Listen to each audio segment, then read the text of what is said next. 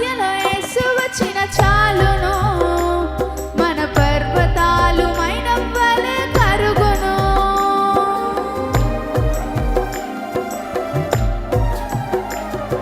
స్తుతుల మధ్యలో యేసు వచ్చిన చాలును, మన పర్వతాలు మైనవ్వలే కరుగును.